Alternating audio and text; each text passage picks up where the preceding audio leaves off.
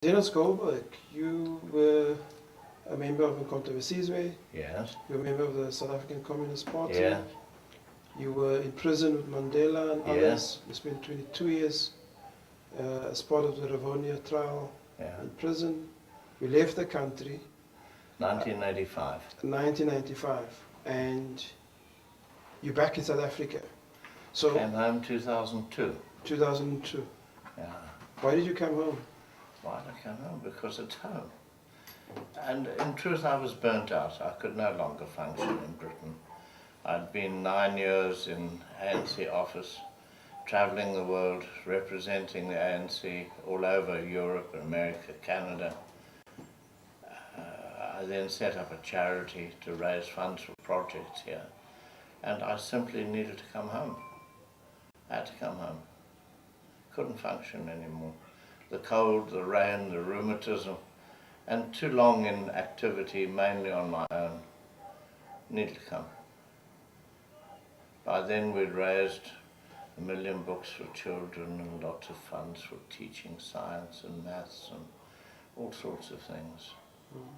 Rape crisis, Cape Town, we rescued from going under through the charity I set up called Community Heart. And then I wanted to be back home. Yeah.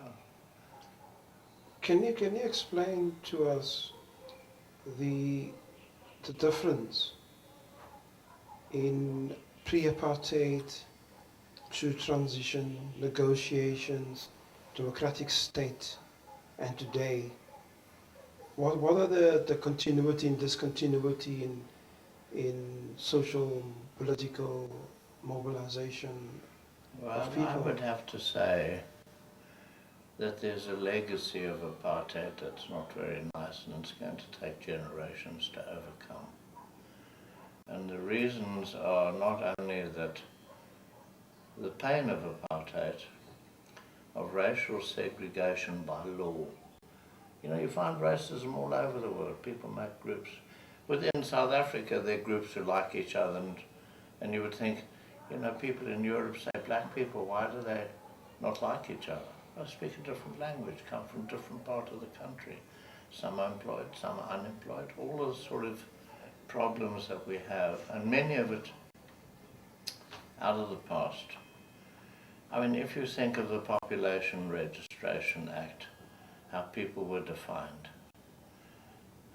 Europeans or whites of European descent, blacks, there were various called natives, Bantu, all sorts of names, essentially black South Africans. And then people of Asian origin, for instance the Indians, who were brought in as labor before the Zulu people were conquered. And then the colored people, who were defined as none of the above. I mean, how do you define people as nothing? Not something. Very insulting.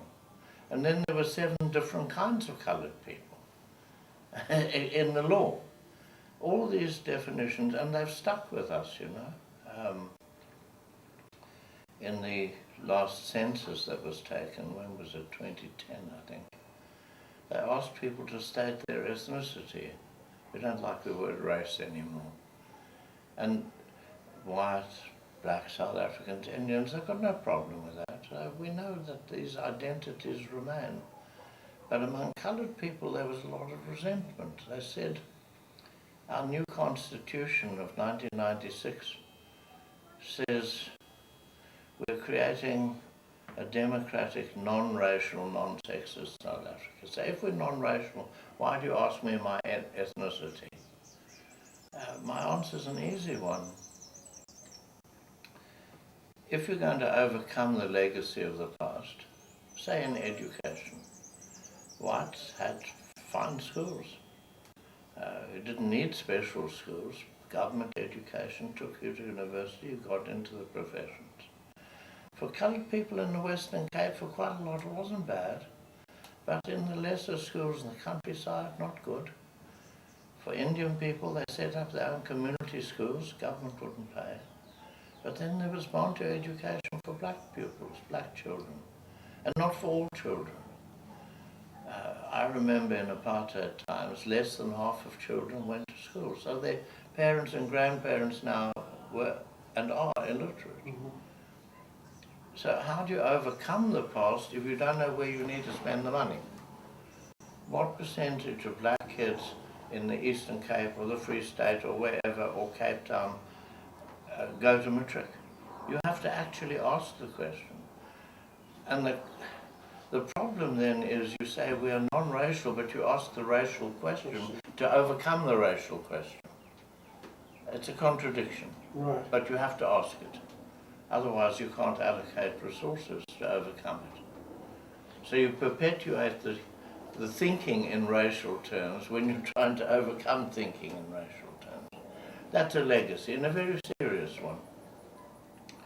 Because I think most South Africans, no matter how careful we are, those of us who truly believe in a non-racial future, when we meet somebody, it's very hard not to see skin colour, not to hear accents in language.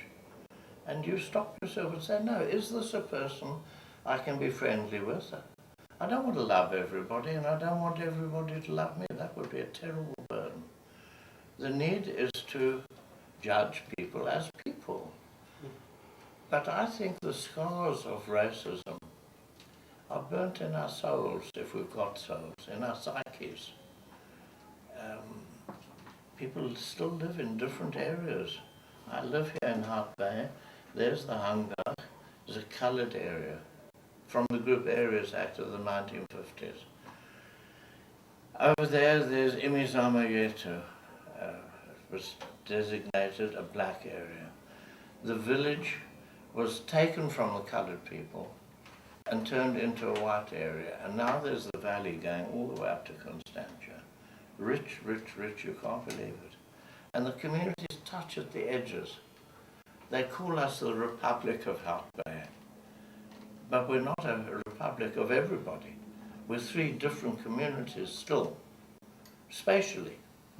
How do you overcome that so easily? Slowly there's mixing at the edges. There's a guy like me moves in here because I don't want to be up there on the mountainside with the rich whites.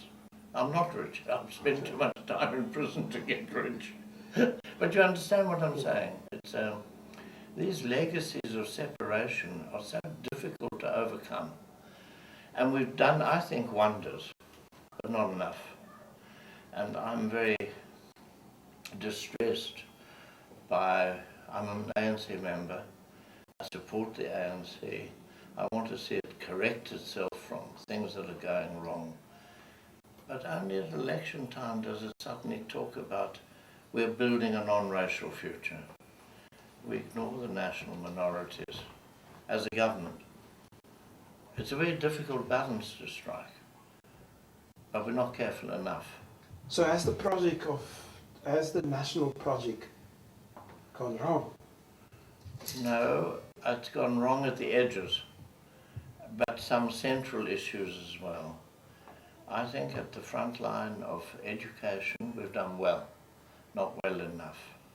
In healthcare, when I think of what it was like under apartheid, anybody can go to the state hospitals, and there are clinics all over the country that never existed. Millions of people literally get treatment who never got it. But the health services are overburdened, terribly overburdened. And it's very hard to train enough doctors and nurses and find the finances for it. But we could do better if we could manage better. So what about the national question? The national question of a single identity for South African citizens? Yes, it's a very difficult one. It's very difficult. You know, there have been some great moments. It was great moments, I thought, when the Springboks were called Amaboka Boka, because it was taking them from knowing it's a white sport and a white Afrikaner sport, and the Boer were called the oppressors. We know that. But to take it in and say they're our rugby players, that the soccer players are Bafana Bafana, and so on. These are all ways of the overcoming the the distancing of people from each other to acknowledging that we are South African. We get excited when we had the World Football, FIFA World Cup here. It was like a month-long party for the whole country. Of course, it fell apart afterwards because the differences of income, of access to resources are still so different. And in a way, the greed at the top of so many people, it's a worldwide phenomenon. We're not different from other people. But those who are newly integrated into the upper echelons of society, as we like to say, have maybe forgotten why we wanted the change and leave others behind and don't care.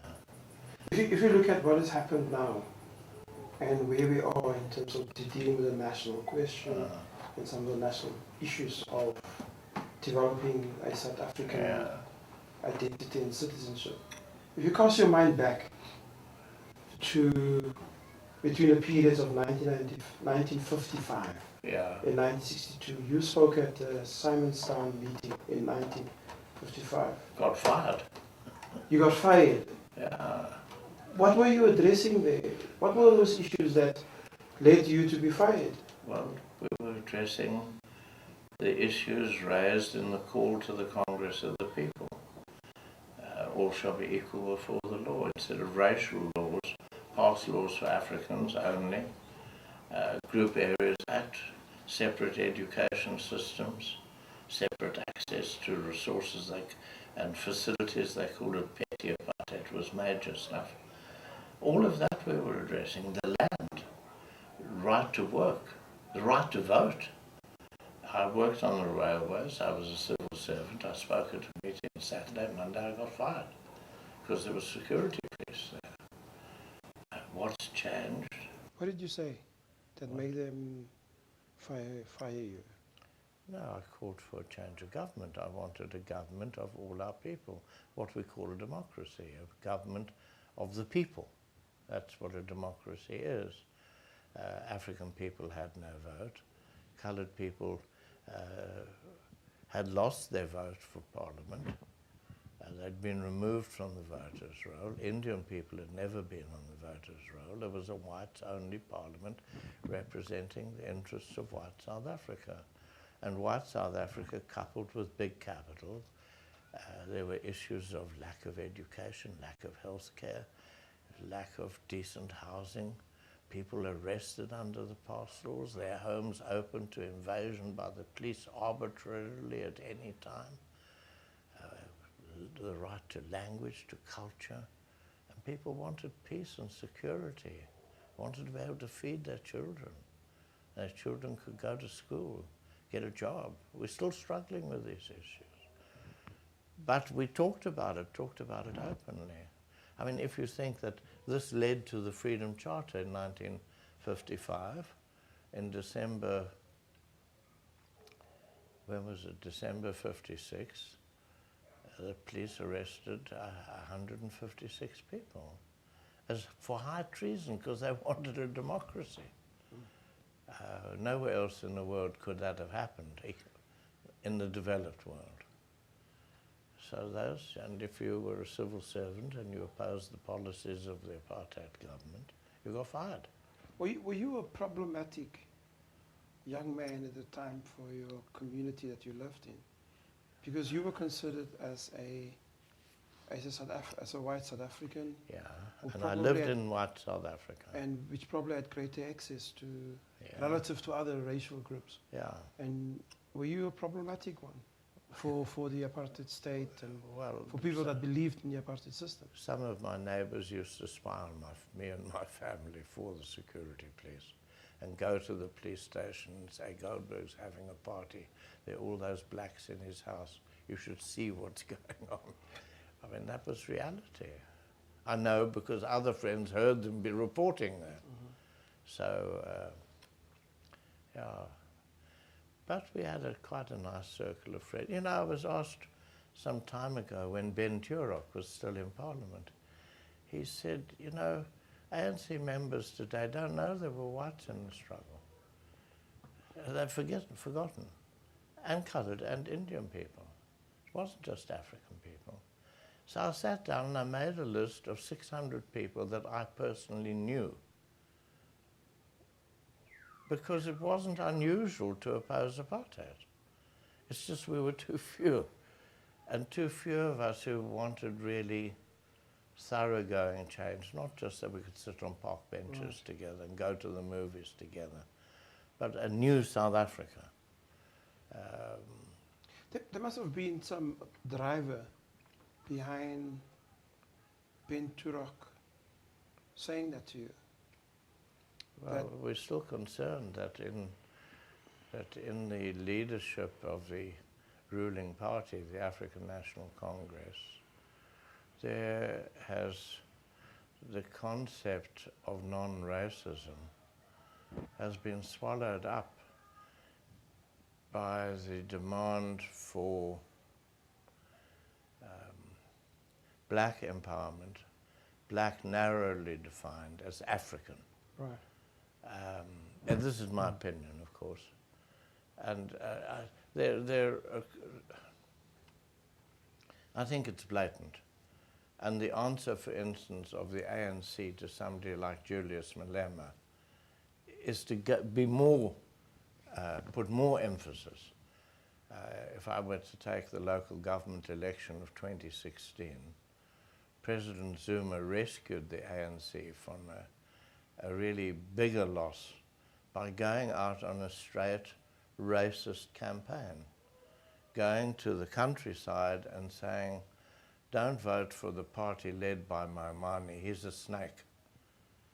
I mean, in Yorker, in African culture, is the most terrible, evil thing. But in European culture as well, there's the board game Snakes and Ladders. It's a snake, you go down. Yes. To hell, you know. And he's relying on that. And don't vote for him, he's a coconut. Brown on the outside, white on the inside. But in fact, the DA has taken over the role of the ANC of winning the support of the national minorities. And I talk mainly of coloured and Indian.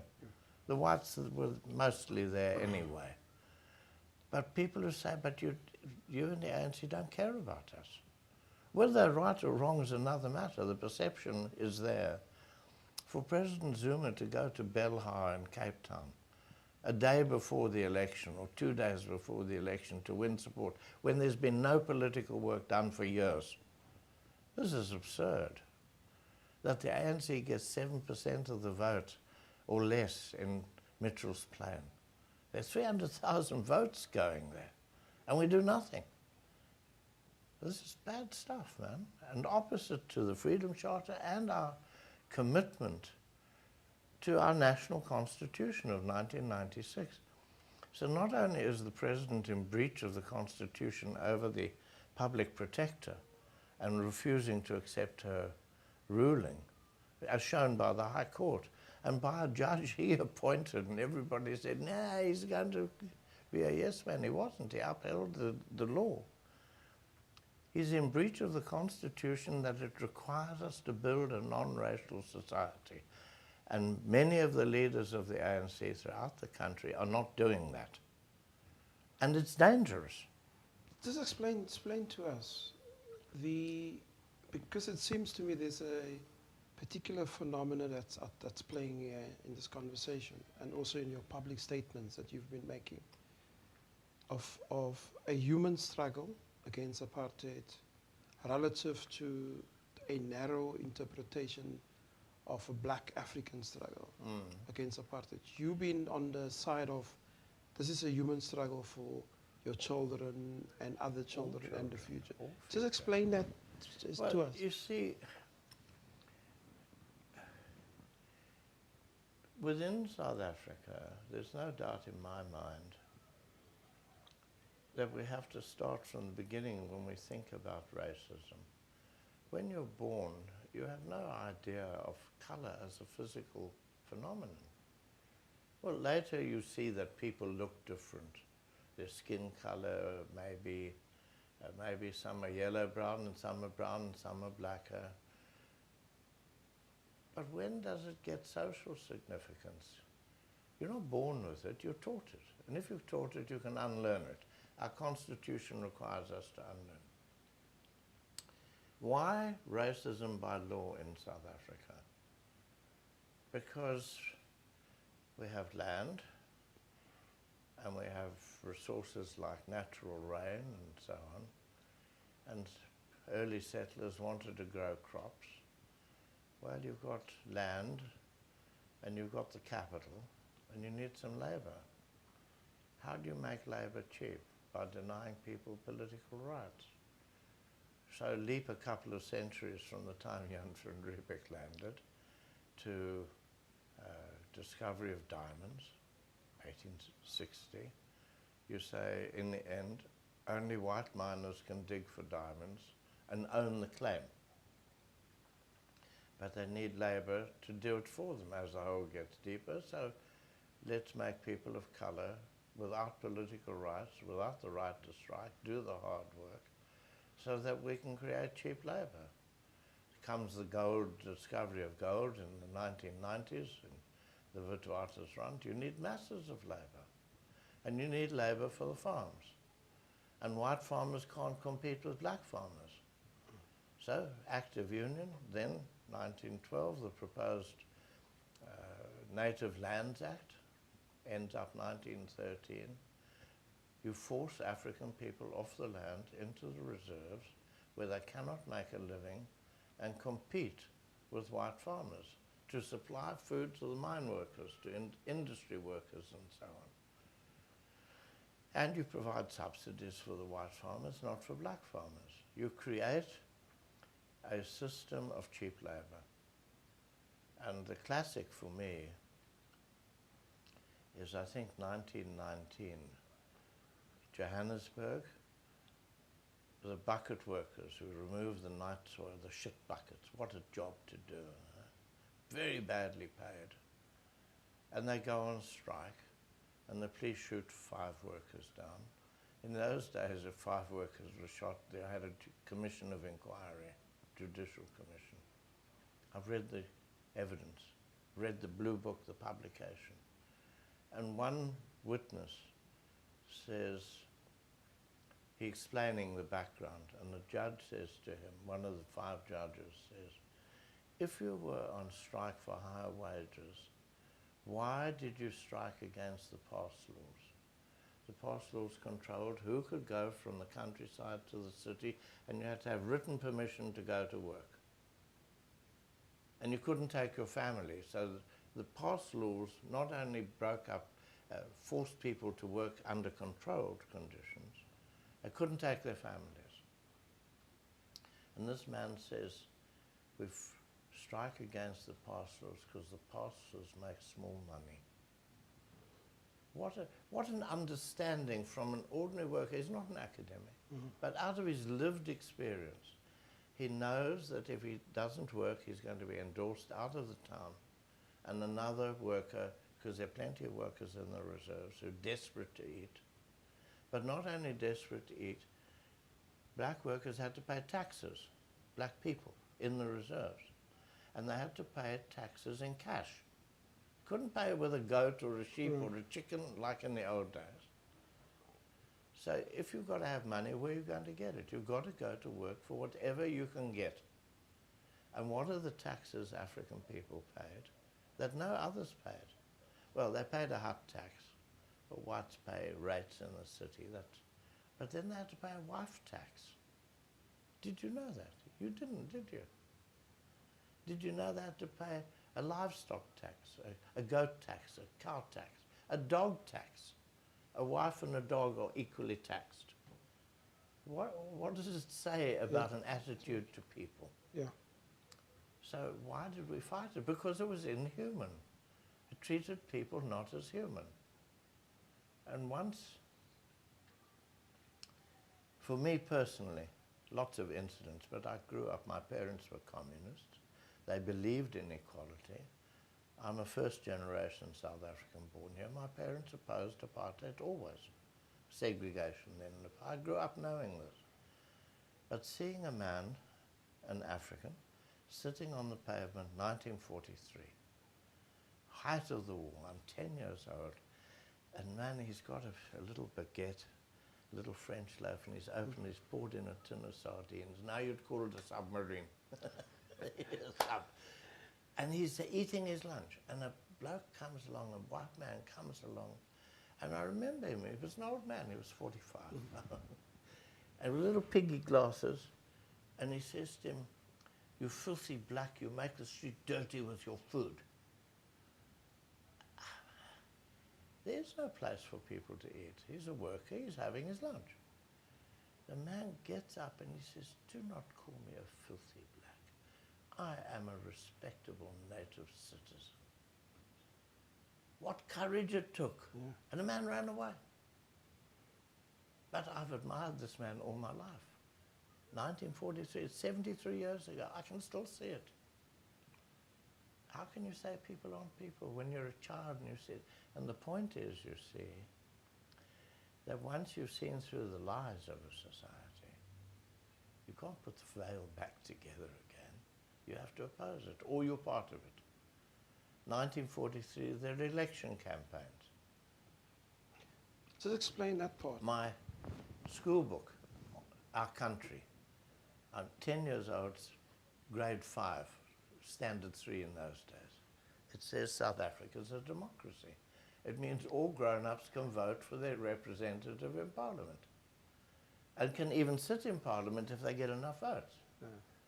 And when you lose the majority, then that party goes out of power peacefully and another party comes in. And I go home and I say, "Ma, why does the book lie to me? It says all grown-ups can vote."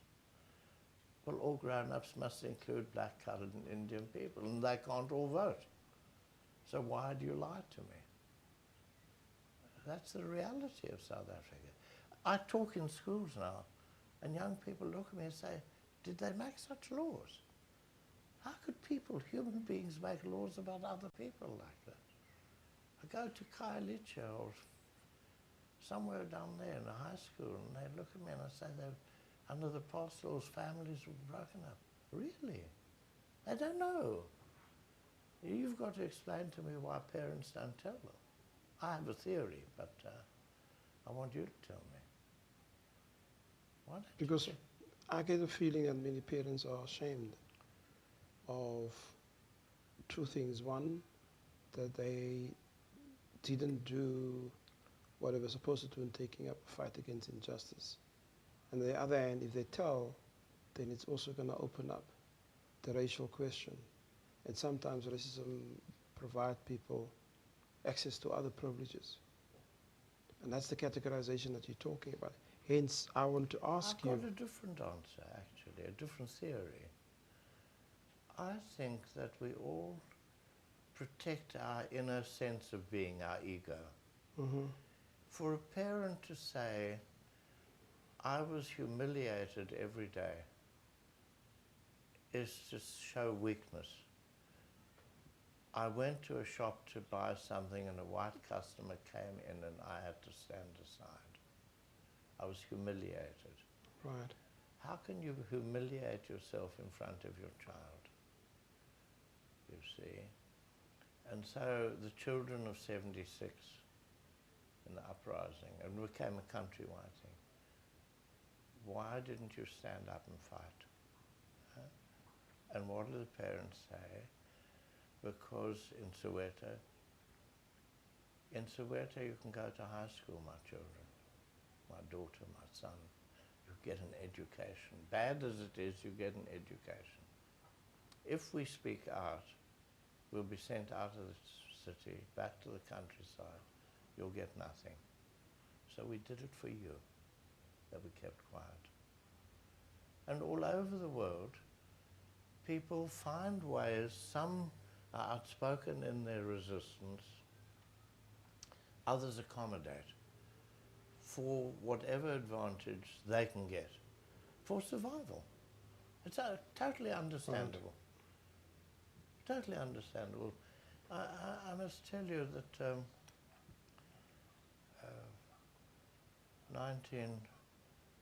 10 years ago, say, I met a young woman, from Cape Town, a woman of colour, and she heard me talking about my past, and she brought me a book called Man's Search for Meaning by a psychiatrist called Viktor Frankl. He was locked up in a Nazi concentration camp. And his belief is that those people who had a sense that their life had meaning, even in those terrible death camp conditions, that their life had meaning, survived longer than those who said, oh, my life is over, what's the point, there's nothing. They succumbed easily. But he says, it's not my life has meaning because God gave it to me or this. It's how do I serve my fellow human beings? How, if I'm haven't got enough to eat, but he's at an urge of collapse, I will share what I've got. How do I encourage that person? How do I show that there's a different kind of society we need to build? And you don't have to be in a death camp to serve others. That's what I grew up with understanding. And that's what many of the leaders I knew grew up understanding. And those who, I mean, take Walter Sisulu. Walter Sisulu, in strict terms, is not African. He chose to be. Although his mother's black, his father was white. But he chose to be a Xhosa and not a coloured. So is he really black or not? He chose the hard way. Right. Never wavering. And he tells the story when he met Albertina. Her family were very opposed to him because he wasn't really black. But true love, you know, and true politics, they count. But this is important to understand.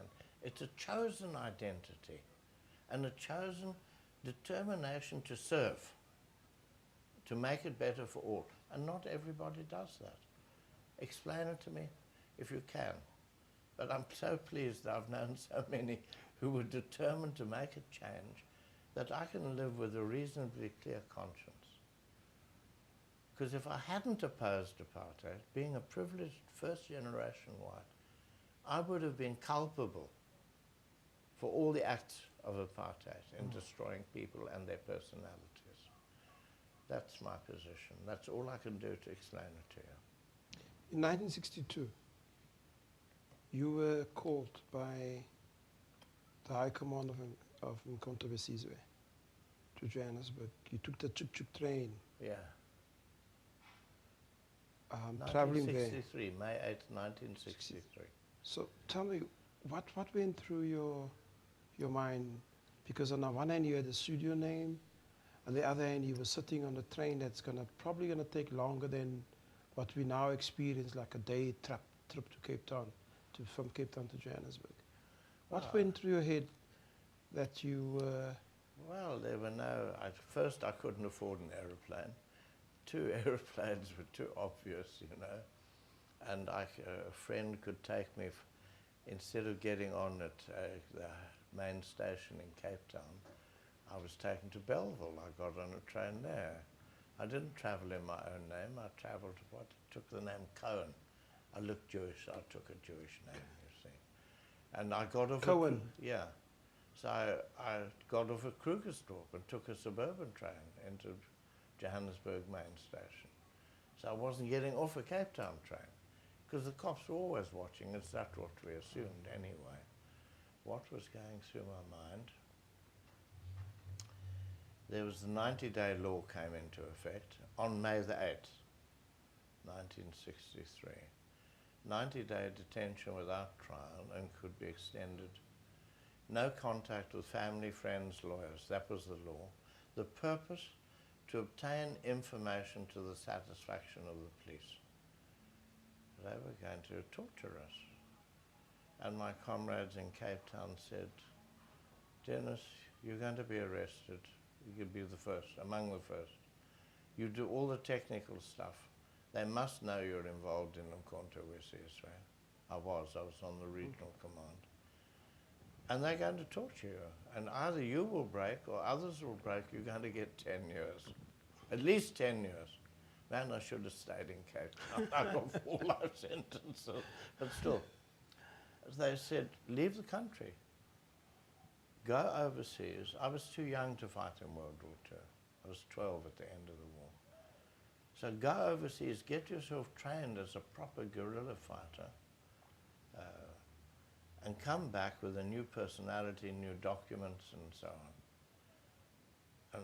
But you go through Joburg because you must get permission from the... You don't just leave somewhere on your own. Yeah. It's discipline. I considered myself a soldier. I'm under orders. I get to Joburg. I'm met by Joe Slovo.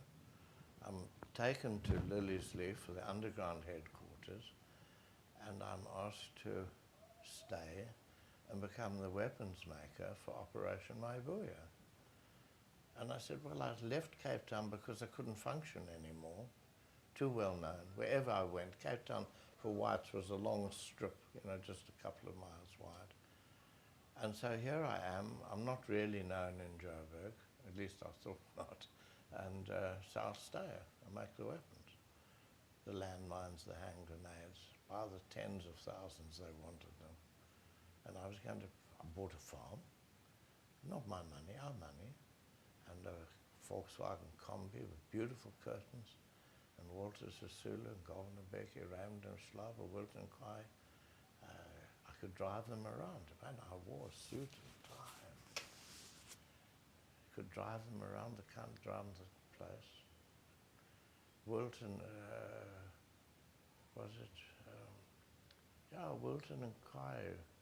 He wasn't arrested with us because I'd taken him to Soweto. And so he wasn't arrested with us when the cops did raid Liliesleaf. But we were preparing to overthrow the government if we could. That's what I left for. And you asked me what was going through my mind when I left Cape Town. Hey, how am I going to explain all this to my wife? I've said, well, I told her I was going overseas. I didn't tell her how. To your wife? My wife, and I had 2 children before I left. When I get overseas, I'll send for you. I can't tell you how or when or where I'll be. And then I'm in Joburg, and I write to her through somebody else and so on, and say there's going to be a delay. And what am I thinking? Man, I'm a full-time revolutionary. This is exciting stuff. The adrenaline's pumping every day. I'm finding where to get the equipment to make the landmines and the explosives and the hand grenades. This is it's very exciting. But I also want to say, you see, it was exciting in a way because during World War II, my heroes were those who fought behind the lines. Mm-hmm. In Russia, in Hungary, in France, the Maquis, the Italian partisans, they called themselves partigiani, the Italian word. But inside Nazi Germany, there was resistance. People who knew they would probably die, but freedom was more important. They were my heroes. And I'm not out of order because read Nelson Mandela's book. He grows up in the Prince Regent's home, and he hears the stories of the warriors who fought the British for 100 years. It took the British 100 years with all their empire to conquer South Africa, the people of South Africa. Those were his heroes. Their lives were more important, less important than their freedom. We share the same values, you see, and the same integrity. And for me, the Freedom Charter, you know the start. We declare for South Africa and the world to know South Africa belongs to all who live. Sets out the qualities we want in a future. But it ends with a powerful line. These freedoms we shall fight for side by side, all our lives until we have won our liberty. And I knew I could not be free, nor my children, if we oppress others. How can I say to my comrades, now there's no answer, you go on, I stand aside? I helped get that Freedom Charter written, which is why I lost my job on the railways. So if you're so consistent, that's what you do. You have to be consistent. Did you commit race and class suicide? Me personally? Yes, because for white people at the time, and Jews were considered white in the way the South African apartheid state were constructed. We had lots of opportunities. Oh, I could have been a very wealthy civil engineer. But then my father came here. He was an ordinary sailor. Because he was white, he could have a little petrol station, then a little cottage business. He could make a living, could send me to university. There weren't the bursaries or loans that there are now. And I knew that I could do this because of apartheid. So if I was going to be an engineer, it had to be to end apartheid. I was saying... The suicide, did you raise gender, class? What opportunities? You guys had opportunities in the apartheid years, and you decided that you're going to join the liberation struggle. When I was a boy of 13, I was reading books of the wonders of the modern world, of railways and bridges and pipelines and houses, and I was going to build for people. And then I get older and now I can build for whites and not for all people. So first you build a new South Africa, then you can build for all people. I make it short now, but it took years of thinking, of getting there, you know. And it seemed to me more important to make a better world than to make my world better, my personal world. But, you know, I mean, did I commit suicide? Well, I'm lucky I survived. You take up arms against a powerful government, survival is a very chancy thing. Didn't even know we'd get a trial. Right. I mean, think of what happened. We were the first. We made the transition from illegal political work to illegal military work. We added the military element to the struggle against apartheid. And we were all known to the cops, very well known. And so we had to make that break. But I want to tell you the people I really admire most, because we sort of grew up through the politics, we grew up through World War II, we knew what the Nazis did, we knew about death camps, we knew about torture. And so we sort of got our feet wet little by little. As the situation changed, so we got deeper and deeper involved. It's the generation after ours who simply had to get involved in thoroughly risky politics, risking their lives all the time. And I truly admire them, you know. Everybody and all our children say, why my daddy, why my mommy, why everybody else's? It was tough for the kids, I have to say. But there it is. Did I commit suicide? Well, here I am, still alive. Yeah. And the point about it is, you see, I didn't know that I was becoming a leader who served other people. I just knew that injustice was wrong. For instance, South Africa fights the Nazis. The war against Nazi Germany was a war about racism. That's how it was presented. The Nazis were the superior race and everybody else was inferior, okay? So why do we send white soldiers to fight racism, and we send them to die in North Africa and in Italy, and we have apartheid at home? Racism. So why defend racism here and fight racism there? Doesn't make sense when you're 10 years old. That's really the breakthrough in my thinking. In the 1950s, you were a chairperson and treasurer of the Congress of Democrats at the height of apartheid. Yeah. What did that role entail? You in a structure that fights No, the we state? were legal. We were totally legal. We weren't doing anything illegal. just that the security police would come and raid us, or come to our meetings and take our names and photographs and so on. What it entailed, trying to explain to people why racism was inhuman, why racism was wrong, why racism made of ordinary decent people oppressors. The role of the Congress of Democrats was to try to explain to whites. But you would knock on the door and say, I'm from the Congress of Democrats, and they'd slam the door. Every now and then you'd be invited in to talk. We took part in the million signature campaign for the Freedom Charter.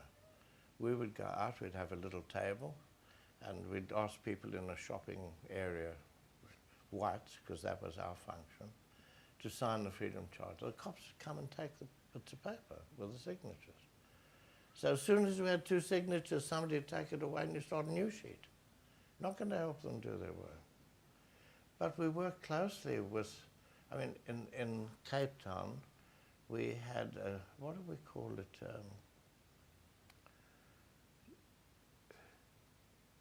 Joint Executive Committee of ANC, Coloured People's Congress, Congress of Democrats, and later SACTU. We'd meet on Sunday nights to coordinate our campaigns against each successive law of apartheid.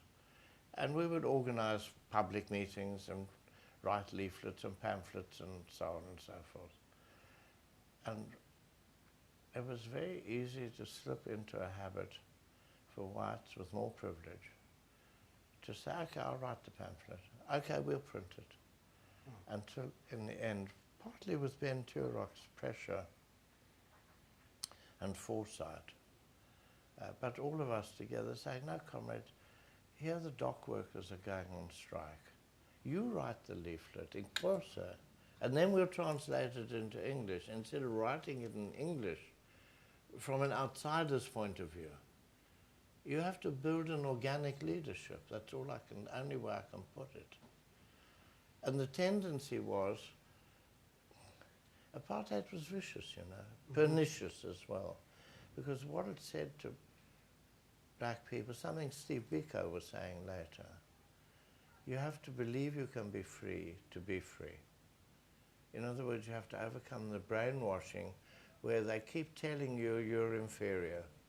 So our comrades would say, no, comrade, you're educated, you can write the leaflet. But it wasn't about education, it was about understanding the lives of people. And you have to live that life to truly understand it. Like the man in the bucket strike in Johannesburg who says pastors make small money. Mm-hmm. You have to actually live it to know where it comes from. It's not until the 1960s and 70s that Wolpe and Legasik work out a whole political economic theory about what this worker knew in 1919. No, really and truly. They then provide a theoretical underpinning for it. Tell us the time that you were part of the leadership that comprised Walter Sisulu, Nelson Mandela, yeah. And a number of you that were part of the Rivonia trial.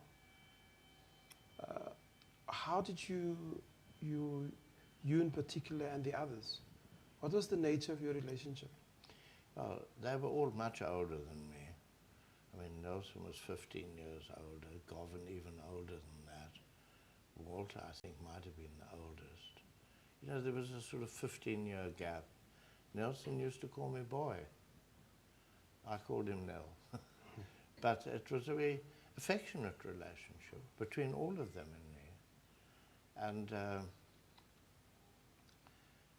I knew that these were leaders, these were national leaders who, if we survived, would make governments and so on. I didn't see myself as being a leader of that caliber. I was there to serve. I was a leader. People followed me. People did what I did. Young people in Cape Town, through the Modern Youth Society, through the training camps we had, through Umkhonto we Sizwe, Sandy Sijake and many others of that group who were at the Mummery training camp. Chris Harney called me his first commander. Ngose, Brigadier Ngose, comes from my political training and so on. I'm very proud of it all. But I didn't see myself as a national leader like Mandela was. I was a quiet little guy. I did the work in the background. I wasn't a public speaker. Is that where your name, Mr. Techno, comes from? That's right, yeah. Tell us about that. Oh, well. I was always good with my hands, and you need to get microphones, and you need to have platforms, you need to organize. And some people love being in the limelight, and some people are shy. I'm not anymore, I was then. I would get up to make a speech and and somebody would say, "You're talking nonsense," and I would collapse. Now I know when I'm not talking nonsense, but anyway. And so I was the technical guy, I really was. Loudspeakers, silk screenings, turning out leaflets on those old duplicators by hand. Get a call 11 o'clock at night, "Comrade, you've got to come down to the herbalist shop that's in Langa." What was his name? I can't remember the comrade's name. Lights are on. We've got 3 duplicators there. The duplicators are broken now. "Comrade, come and fix the duplicators." And there are people running in and out with leaflets. Why the cops weren't there, I don't know. Well, I fixed the duplicators and I was out of there quick and back home and in bed. But that's the kind of thing I did. How can I put it this way? It didn't seem to me to be heroic. It just seemed to me to be, I was privileged, I had these skills. These skills are needed in a movement, then you must provide them. It just seems to be normal. You live with Nelson Mandela, Walter Sisulu, and others. Well, I was in the white section of the prison. We met every day. Yeah. Yes, but during the time of the leave and before you guys got Not arrested. Nelson. Nelson was in prison. Right. I met with Walter, lived with Walter Sisulu, Raymond Mhlaba, and Wilton Mqwayi. Right. Yeah. So you've experienced the nature and extent of that leadership at the time. Yeah. At face value because you were active. And then when democracy started, Yeah. you experienced a different type of Nelson Mandela as the president of the country, Yeah. but also the president of the ANC, Yeah. relative to our Tambo, Yeah. who was starting to get sick. Yeah. Were there changes in the leadership style and nature? Well, I remember you said something at one of the controversies where meetings at Gallagher Estate about the nature and the change. You made a joke. Can you share Well, Nelson and I are different personalities. Walter, totally different again. Walter, very quiet, very inclusive. You know, the ANC slogan in those years was unity in action. It was a generally accepted slogan and practice, but Walter Sisulu epitomized it. He would look for ways in which a group can be pulled together. Instead of saying, "You don't agree with me, out, don't know," where do we agree? There's a bottom line somewhere of that you can't accept. But how do we get unity? I'll explain later an example. Nelson was of royal descent. It affected his manner, there's no question. But he was a leader in a collective, and he said so over and over. From stories and also personal experience, I know that Walter Sisulu, who recruited him, was probably the only person who could say, "Nelson, let's think again. Let's not be so hasty." And I experienced them together after Nelson came back from his trip through Africa. He came to Cape Town to explain why he thought we needed an armed struggle. I I was there. And Walter very calmly would sort of steer the conversation round. And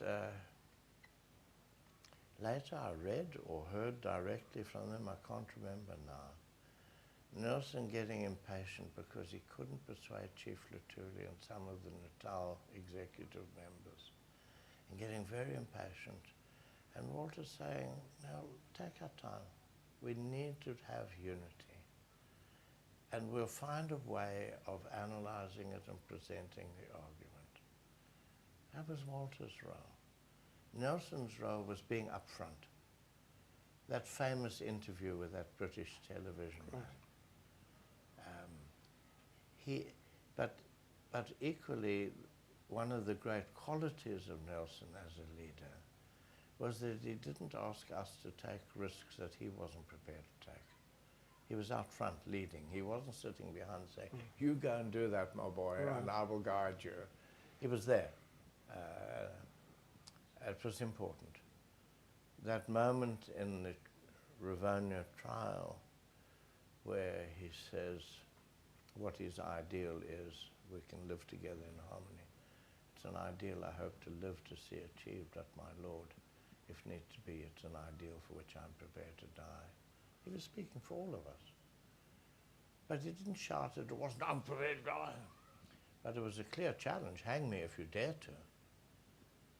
Hang me if you dare to. It was a moment of tremendous pride to be there with him when he said this, you know. It was even nicer when the judge said he's not going to hang us. And he laughed as well. We all laughed. I'm trying to say leadership requires that you're prepared to take the risks. You call it, Bram Fischer tells, or George Bezos tells us, the lawyer. He said to Bram Fischer, so Bram, was it all worth it? You're going to be sentenced to death or to life. And Bram very angrily said to George, did you ask Nelson that question? In other words, you know, even we in the movement, we have a bit of racism. We expect different norms from white and black people. Why is it justified for Nelson and not for Bram or me? It's crazy. But it's there. It's very funny. Funny, strange, contorted.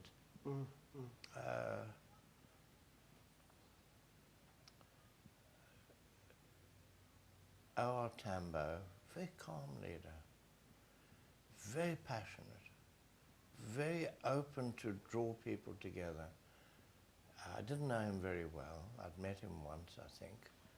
And then I met him after I came out of prison. I went to Lusaka to ANC headquarters. This is 1985. And he welcomed me with an embrace.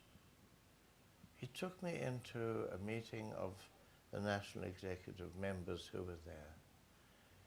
There were two nice chairs. One, the TG and Corby took, a big man, a big easy chair.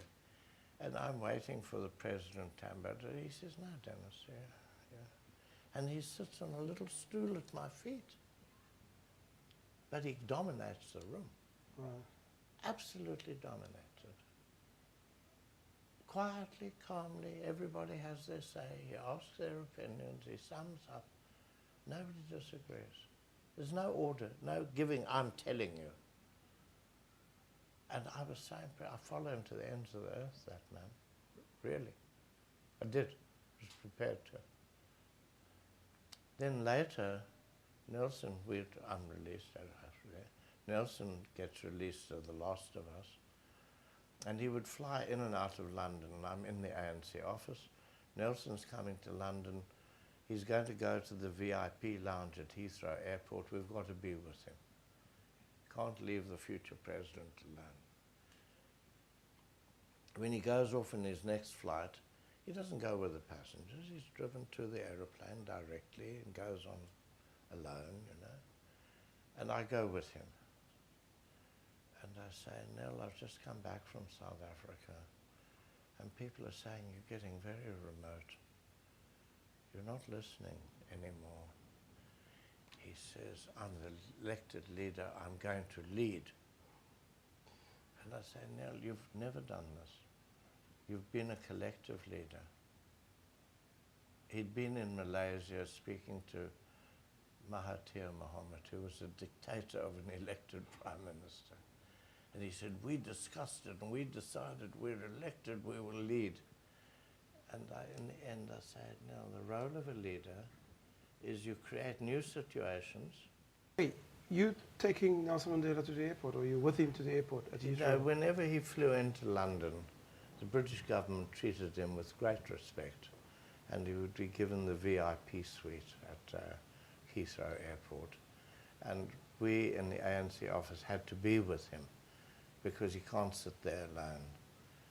And then when he flies off, he's taken by car, and one of us goes with him, and I went with him.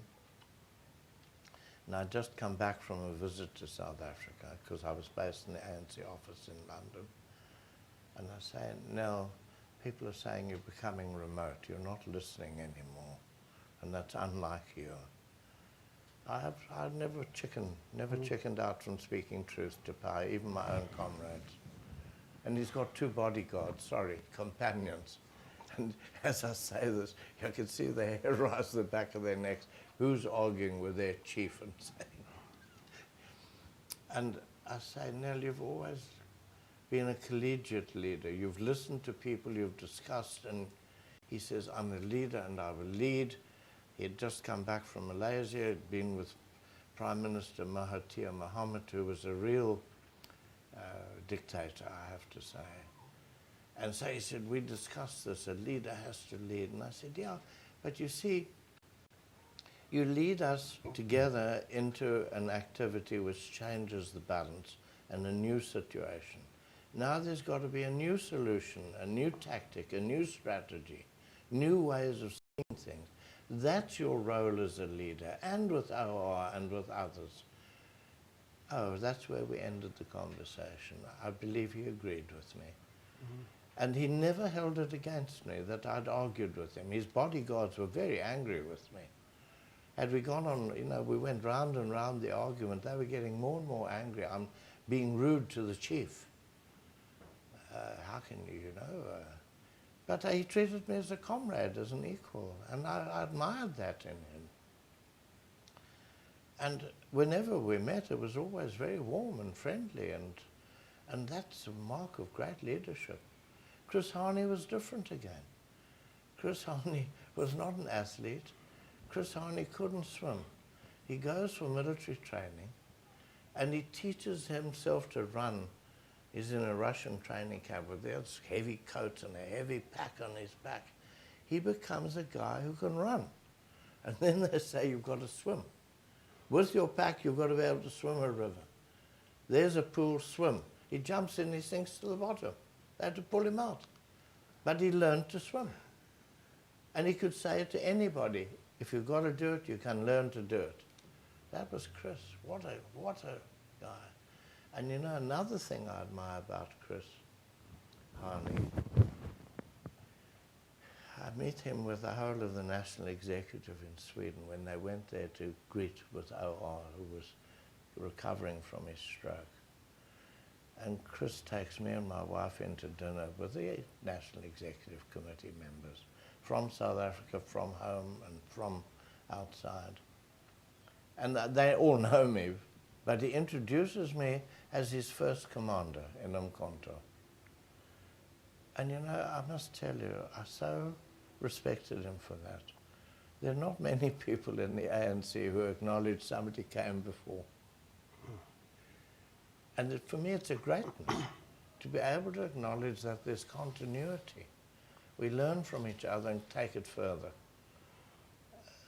Different qualities. I get out of prison. I end up in Lusaka after about 3 weeks. I help Tom Sabir, who was the press liaison man. We write a thing together. And it was about the church meeting at Easter at where does the Zion Christian Church meet? What's The mountain. No, up in northern and Limpopo province, you know? Yeah. Yeah. Maria Mountain. Moria, at Moria, Moria yeah. Mount. And he wants us to write a letter, an open letter to the Bishop Lechenyane to say, you know, you're inviting President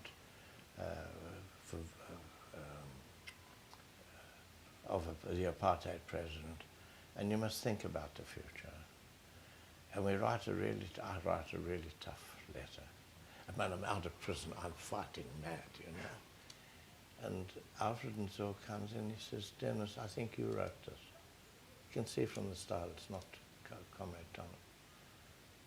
I say, well, yeah, I wrote a lot of it. He says, but think about it. We can't get to the bishop to discuss with him. This is the first contact. We don't want to make him angry with us. We want to draw him to us. Unity in action. So don't drive him away. Just say, you need to think about the future. You're tying yourself to apartheid. Apartheid's living on borrowed time. You've got to find a way of saying that draws him to us and not blames him, attacks him, forces him away. So unity in action.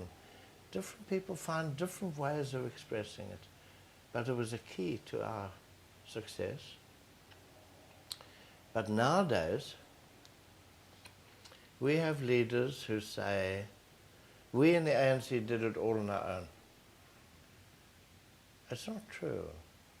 You know, there was the United Democratic Front. The UDF followed the lead of the ANC, the leaders of the UDF. But there were possibly 2 million people involved. And then there were the Liberals, and then there were the Progressives, and then there were the Black Sash women, and then there were the young white soldiers who refused their military service. Yes, okay, our war, our low-intensity war, made them think twice about going on killing. But at the end, half of the young whites refused their military service. No government can make war if it doesn't have soldiers, doesn't have the support of its own people. These young soldiers went underground. Somebody had to look after them. These were the Christian white ladies, mainly, from the Black Sash. So instead of being sort of formally opposed to apartheid and apathetic, now they've taken a stand. They're all part of the struggle against apartheid, of the change of political action through our leadership, but not by giving orders, but by finding the policies that said, there's a place for you. And this is the key, really, my interpretation of the Freedom Charter. It sounds maybe weak now, but if you think of that opening sentence, South Africa belongs to all who live in it, black and white together. Now that Freedom Charter was literally written by our people through the thousands of meetings that were held. And I took part in that, but I also saw boxes and boxes of papers with these ideas on them. So the majority of our people were saying, African people mainly, but also coloured Indian and some whites, were saying, we're not fighting yours because you're white, we're fighting because you're a white supremacist. Now, you know, how does a political movement for the next 30 years get a mass of people to accept that subtle distinction? And it is a subtle, very sophisticated political distinction. Mandela says in that Rivonia speech, we have to find a way to live together. At the end, you know, in the 4 years from his release till the time he becomes president, the apartheid security forces, backed by the traitors, collaborators, like Inkatha, elements of Inkatha. I can't blame Chief Buthelezi because he says he knew nothing about the arms. So elements in Inkatha. And the police murdered between 10 and 12,000 people. more than at any time in our history. And they call it a bloodless revolution. It's only black people who died. And the media say that doesn't matter. And our young people today say, Mandela betrayed us, he gave it away. What did he want? More and more people murdered? Why did Mandela, after Chris Hani was murdered, he went on television and he said, we can't win a war. They're too powerful with their military and their international support. All the major powers supported their military. We can win at the ballot. We have to have elections. We have to have peace. Because our people were dying every day, mercilessly. Inkatha moved into Joburg in Alexandra Township. That first month, 1,600 people died. The next month, 2,000. It wasn't called Lebanon for nothing around those barracks, you know. And the government, they stood there and watched.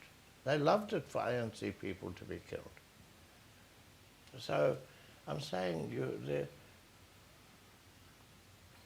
the tendency is in a political struggle or a strike to think that we dominate and control everything. We don't. There's a constant shifting of balance of forces of what you can and can't achieve.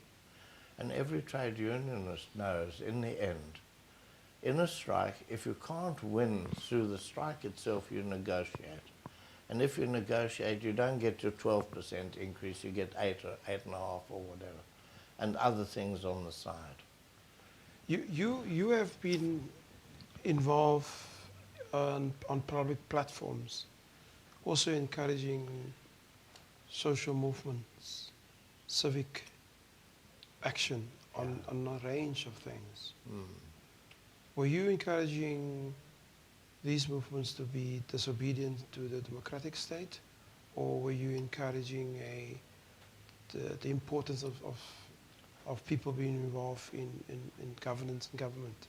I want our people to understand where we've come from, how far we've come and how quickly, but also to understand that we have the mechanisms in place to compel government without destroying buildings and infrastructure. I mean, I can't believe that students who now are the best educated age cohort in our history can burn down a building at University of Johannesburg.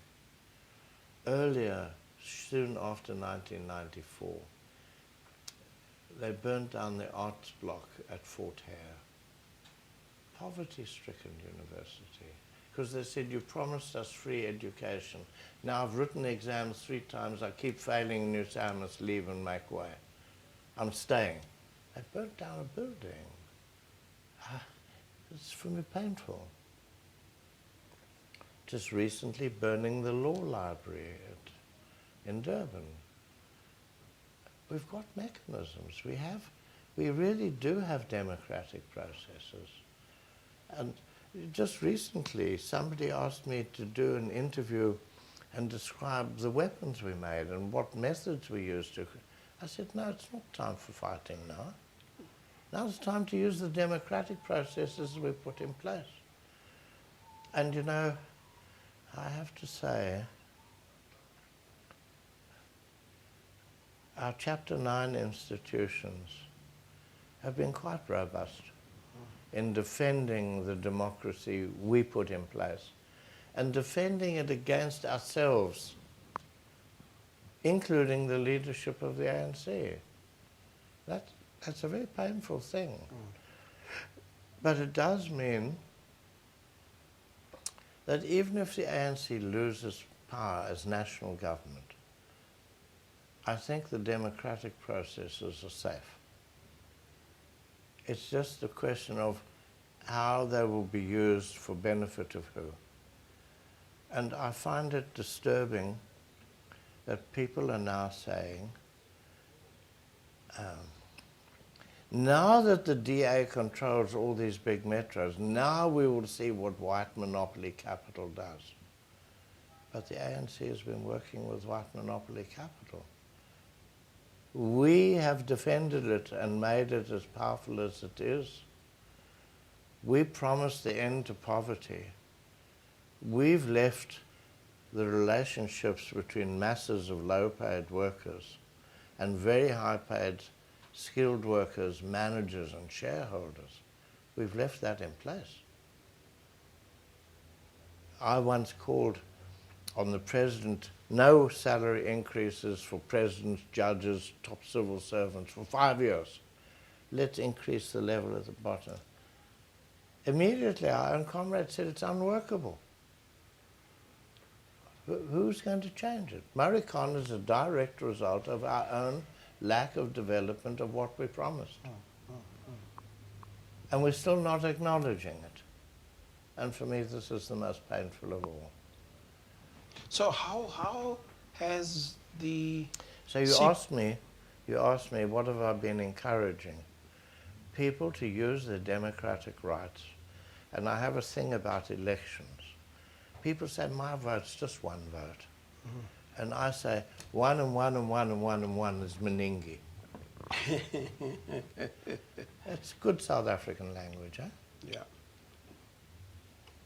And I also said to Zuma once, you're now the president of the ANC, but I want to tell you we have a policy of Bato Pele. People are first, people first.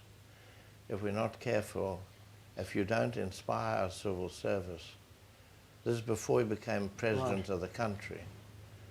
I said it's going to be Bato Pelile. I can make wordplay in many languages. And he said he heard me, he will do it. He hasn't. He's let us down. The civil service still serves a tiny minority, but it includes black people as well, who are still the minority. And the people, Pelile. Tell us about your insights into the leadership during the negotiations.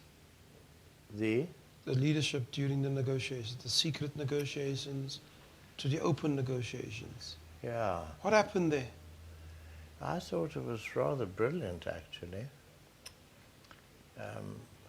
I mean, my own release was negotiated, and the ANC was involved directly in what was going on. And I was the trial balloon, if you like, the first to be released of the Rivonia 8. And then, as you know, Governor Mbeki with high blood pressure, and then Walter Sisulu and 5 others, and eventually, because there was the Little Rivonia trial, and then eventually Nelson. And I had a visitor, Hilary Cooney was her name, wife of Denis Cooney, who was one of our advocates. She was my visitor for 14 years, and she thought it was time I should be released. She thought I was getting tired of prison. She's not wrong. She said she wants to write a memorandum to the minister, what should she say? And I said, I can't ask for my own release, and not for the release of all prisoners. If you want to do it, you can do it, but I can't help you to write it. It would be wrong politically. I'm part of a group and must.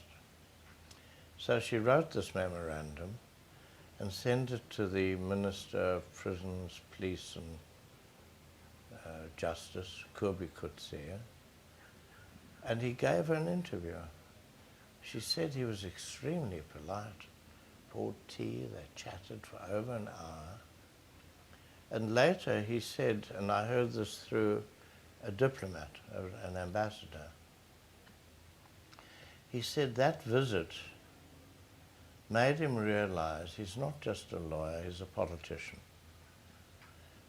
The Rivonia people and others are getting older and older and are going to die. As a top politician, he has to make decisions. Because what happened, Nelson was in and out of hospital at the time. What happens if Nelson dies in prison? what sort of response will there be from our people? Already the unrest is rising, you know? And he said, sorry, he said my visitor, Hilary Cooney, now Hilary Hamburger, opened his eyes to his duty. He's the one who started the talks with Nelson Mandela. And he got P.W. Botha to begin to move on the whole issue. So the point is, you see, a life sentence is until you die, but the law provides for you to be released subject to conditions and what have you. Justice isn't an abstract thing, it's political in the end, especially in political issues, directly about governance. And so they found they had to do something. There was huge international pressure, huge financial pressure. The Cold War was coming to an end. The threat of South Africa being in Moscow's sphere was gone because the Soviet Union was collapsing. The Americans even couldn't use that. They could get Cuba out of Africa, which was very important for the Americans. Battle of Quito Carnevale, all of that, all coming together, made it possible for negotiations to take place. Nelson from inside, assuring O.R. Tambo, so it's now said, O.R. very upset, you're negotiating, how can you do that? And he said, you have to trust me, we've known each other all our lives. What I'm talking about is the need to negotiate, not the detail. Then we know from one of the reports in that film, the End Stage or the End Game,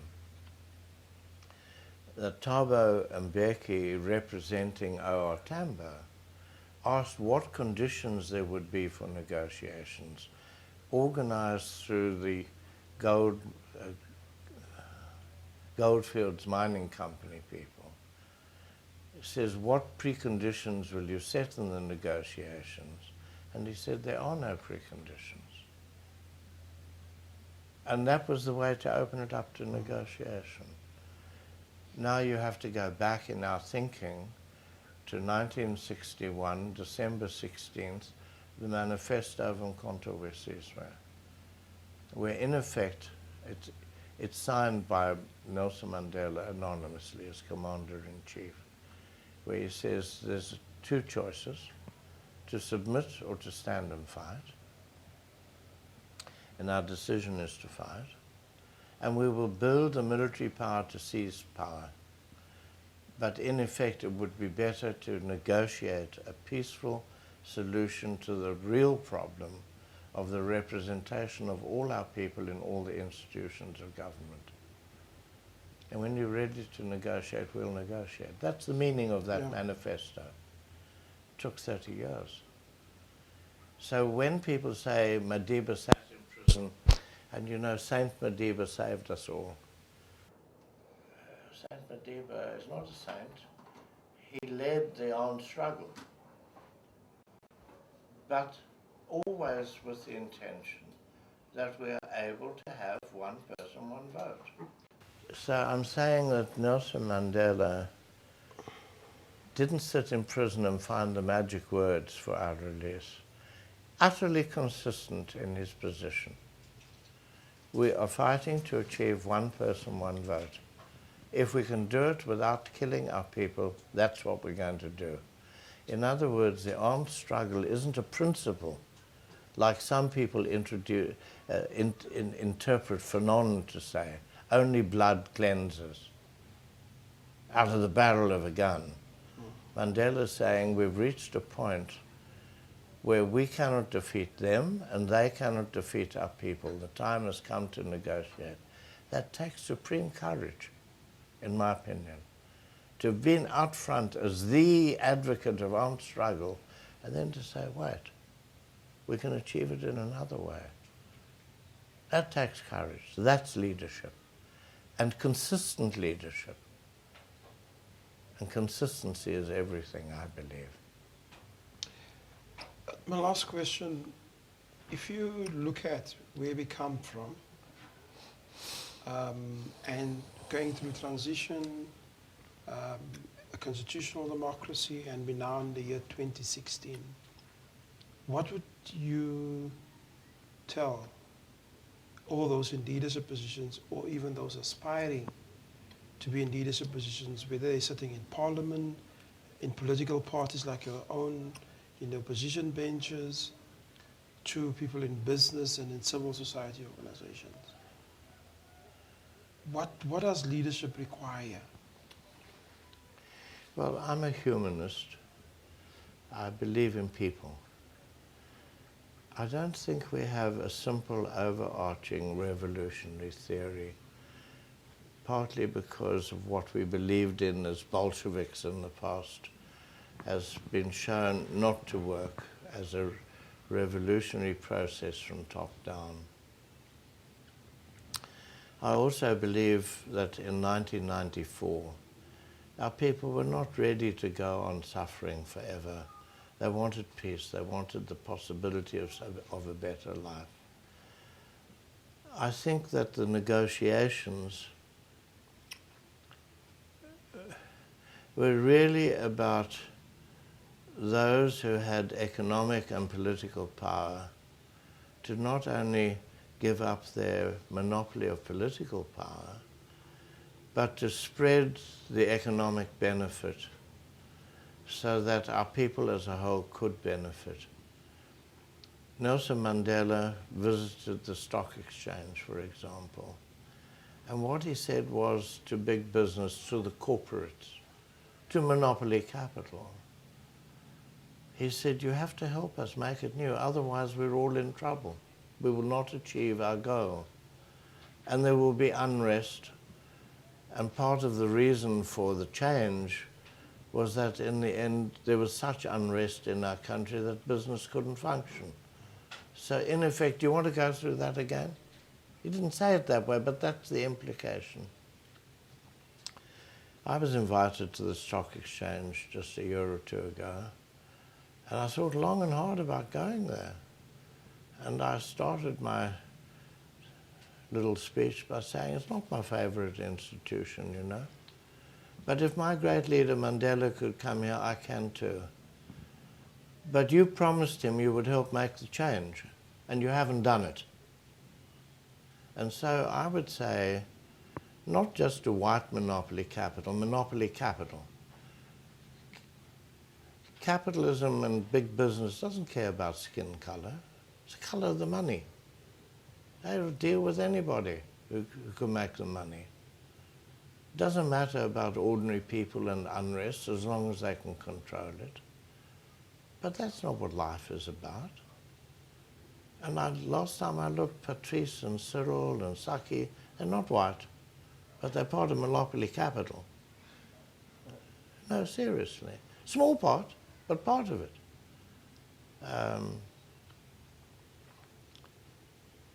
I want people to look at their responsibility and culpability at the maintenance of inequality.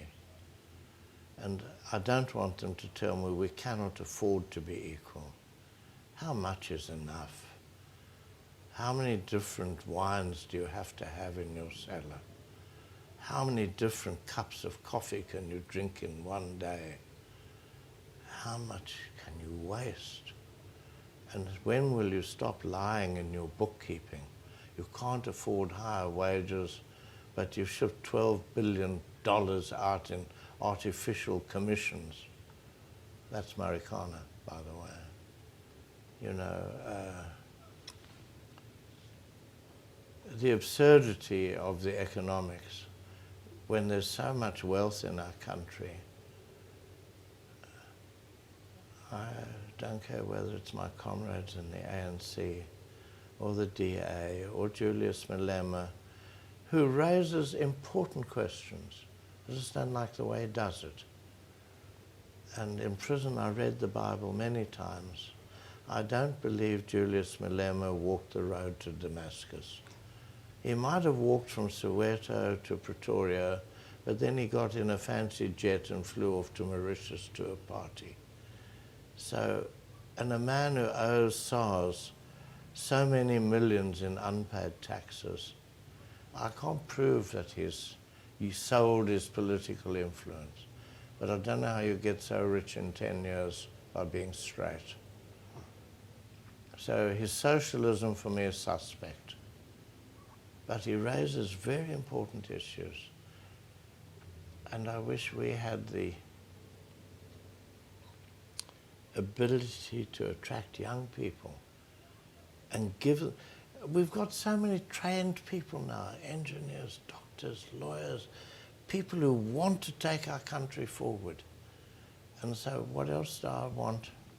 I want us truly to recognize that we have to build a non-racial South Africa. I want to see us use the talents of all our national groups. Can't go on with second-rate people in top jobs holding back our development for everybody. I'm not looking for position. Not everybody's looking for position. People are looking to do a job of work and be proud of it. And that's what I hope for. I mean, how can we have people running state corporations defying the Treasury rules and then relying on some technicality? You didn't answer us on this day, so therefore we're legally able to do it. And I don't call them the Guptas. There are people who are Guptas. They Gups everything. And it's not just that family. There's a whole lot of Guptas around. I don't like them. I want them dealt with. Denis Goldberg, thank you very much for your time. I hope I've helped and answered some of your questions properly. Indeed.